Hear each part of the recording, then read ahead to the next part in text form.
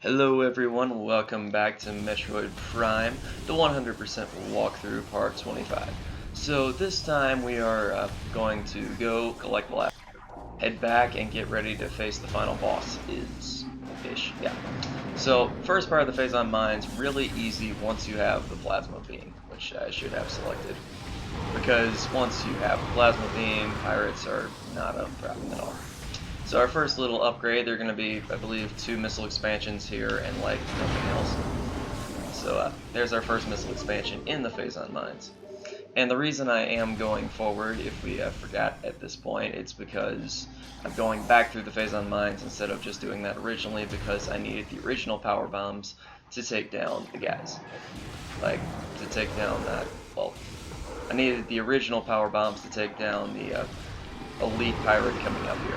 If you don't have the originals, then you can't take them down. And at that point, I only had all the power bomb expansions. So, yeah. We also have to grab ourselves the flamethrower, despite the fact that we probably don't really need it, because it is quite useless. But the reason we actually do have to go forward is mainly this room we're currently in, because there are 2 waypoint like pirate triggers, and if you trigger the second one and they don't show up, then you get locked in the room forever. So I had a bit of a fun time dealing with that. There's also a part where you get stuck in a wall, so yeah, probably don't want that to happen. I mean, you can get out of the wall, but you can't really get out of this one unless you jump the trigger. So good strategy with wave pirates if you aren't power bombing them, which does work, by the way. So if you just want to deal with a wave pirate, just power bomb it. Another thing that works to get them down quickly is once you wave, like, kind of, like, yeah, once you hit them with a wave buster, you know, then they're on the ground in shock, basically, so then you can just end them. But I do recommend power bombs if you have the bombs to spare, but I'm just playing it a little safe and using it this. So, first to get ourselves the good old flamethrower, just go over here and power. And also, the next walkthrough, deciding on that. So far, the vote is still 4 for 4 for Fusion and 4 for Prime 2. So I may just end up doing both of them. If you want one specifically like done before the other, then I recommend that. But I just might go for whatever and do both to make everyone happy, because I kind of just want to do both games anyway. So there's the news on that front. And here we have the flamethrower. Now you may think, flamethrower, awesome weapon, right? I mean, full of napalm and stuff, or plasma or whatever, bam, burn everything up. But this is a flamethrower fueled by missiles. Now, take that in for a minute. You could use a missile, or you could use this flamethrower. Watch. Wow, that was nice. Flamethrower that wasted like a ton of my missiles for no reason. And that is the only time I think I am ever going to use the flamethrower. It has pretty much no use in the game. Now, I think it was just put in there for the sake of having a flamethrower in the game, but I think it could be definitely, like, used as a better kind of weapon, because it is pretty terrible. But what I do hate about doing Phazon Mines forward is the fact that you have to, like, keep switching between your, well, overall, the problem I have with Phazon Mines is once you get in here, they keep making you switch between ice and wave beam all the time. Now, I imagine there's a good reason for that, but I don't know what it is. So these guys go down pretty easy with that. If you like try to lay a power bomb here to take them all down, it's not going to work. It'll just trigger the cutscene, which will trigger this guy's release. Once again, this guy is never released unless you like. Now, you can't really stun lock him like you can some of the other enemies in the game, but the strategy is pretty easy. I believe Omega Pirate actually uses this strategy, but it shouldn't take you that long to beat it. Custom missile, super missile there, because it should be 3 hits.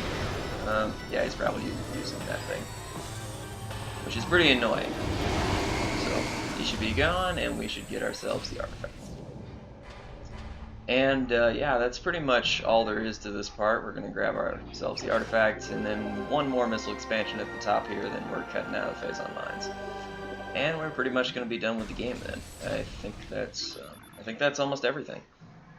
So, yeah, it's been a pretty good walkthrough so far. I mean, I haven't done that well. I haven't really been on task all the time, and my commentary has just been okay, I guess. But anyway, so I look forward to doing the next few games with you. Definitely looking forward to Prime 3. It's definitely one of the easier ones, and also I think its story is a bit, like, more, I might say more coherent.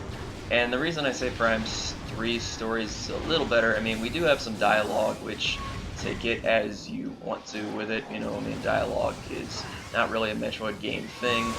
I mean, we saw how well it worked out in Fusion and all, but yeah. And if you can tell, that's my cat in the background. So, yeah, kitty. And, yeah, so we'll take these guys down. On the other side of the room, we're going to be dealing with quite a bit of, well, we just got to raise a few platforms. So it is nice to be able to do this part backwards a little bit because of that. You can just boost through a wall, but that will sometimes make you fall, which is kind of not really worth it. There's also an annoying, like, power trooper over there, if you notice from the cutscene.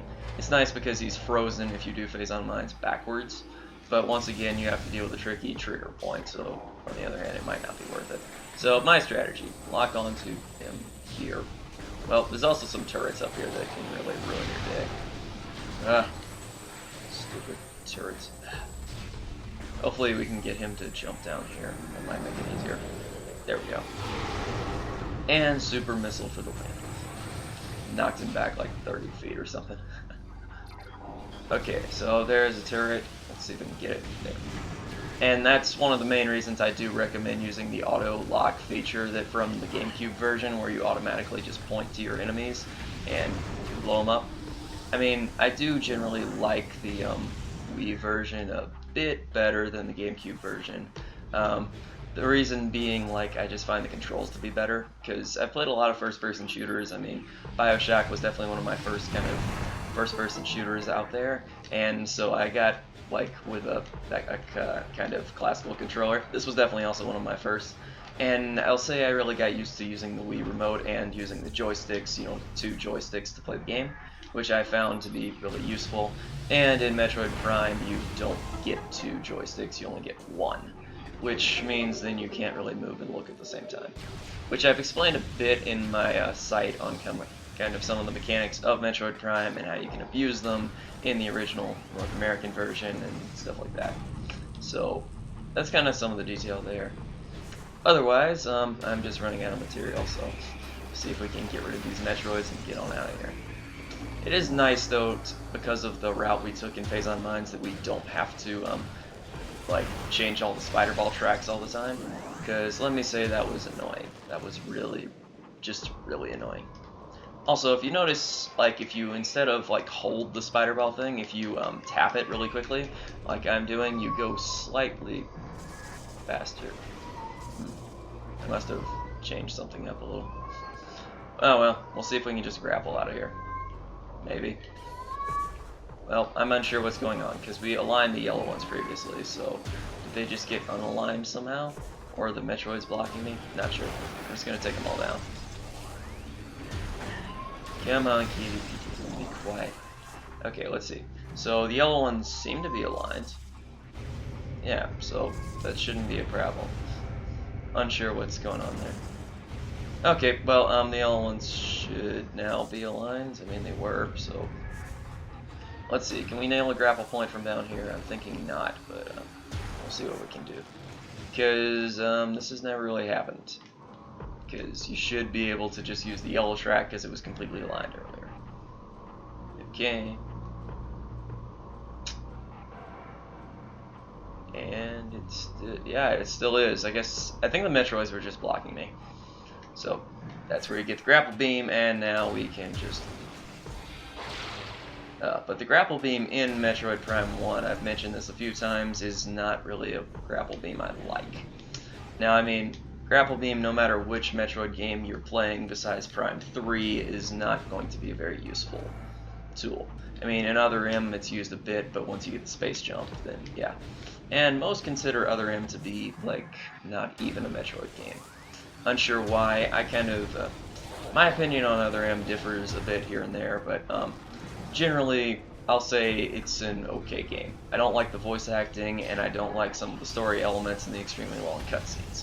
Otherwise, the gameplay is okay, and the story, like, if you kind of look for the details you don't figure out in the beginning, kind of like you do in Metroid Prime, like, you look at all the different lore and you kind of look into the story and actually think about it a little bit, it's a little nice to at least have something to keep your brain occupied with. So, I will say that about Other M, and that is why I put it as a choice. It was also kind of a joke because I knew none of you guys would vote for it, so just wanted to see. But if you did, I would still play it because Other M's an okay enough game. Yep. And so now we're basically done. I believe these guys do have a higher chance of dropping power bombs at times. I mean, I haven't really done my research into it, but I believe that's the case. So we're just going to take this path back through Chozo so we can jump back over. In my no commentary walkthrough, I had a part though where I got stuck a bit earlier, like where I was just trying to go this way, and I kind of got just like I went back through here and I noticed I was missing a missile expansion, and then I figured out I missed it earlier, and luckily this was on route, so made it look like it wasn't too off route, but whatever. So yeah, almost done. We need to fight Ridley and Metroid Prime. So in terms of the boss battles, I don't really like Ridley too much in the Trilogy Edition because it's a lot harder to stun lock him. It's a lot like that when it comes to the like the Trilogy versus I mean also in kind of the European and Japanese editions of the game, I believe the stun lock is a bit harder to pull off on Ridley versus in the North American edition. Once he's on the ground, you can do that. Also, Ridley is a joke in the North American edition because you have such an awesome kind of ability just to boost into him. I believe the reason for that is that once you boost into him, he kind of like he's not really set to deal with the boost, so it does an auto damage amount. So I believe that's why it works, but don't quote me on that one. I also think I figured out a little bit in the original Metroid Prime. I wrote a bit of an article on it that I should be posting soon enough, but one on how the gravity in the game is determined. It's derived based off the velocity of Samus. Now the reason I'm thinking that is, well, that was a good shot. So the reason I'm thinking that the gravity is derived is mainly because of the horizontal acceleration in getting the jump boots early with either the L or R dash, because in order to do that, then like if you think about normal physics on Earth, for example, gravitation is based on, like, we don't know exactly how the forces of gravity work, but when you move horizontally, it doesn't affect your like I'm saying, if you're kind of jumping at a horizontal speed, it doesn't really matter what the horizontal speed is because the vertical is a different amount. So you shouldn't be able to kind of get the space jump boots early. That just shouldn't work unless it's an angle-based thing, which it isn't. So that's kind of how I figured out the gravity derivative thing going on there. Anywho, that was basically all I had for the commentary for this part. So next time we take on our guys, don't forget to vote if you want Metroid Prime 2 or Fusion first. So yeah, I'll see you guys next time with the boss battles, and that'll probably be the end of it. So it's been fun, and I'll see you guys then. Goodbye.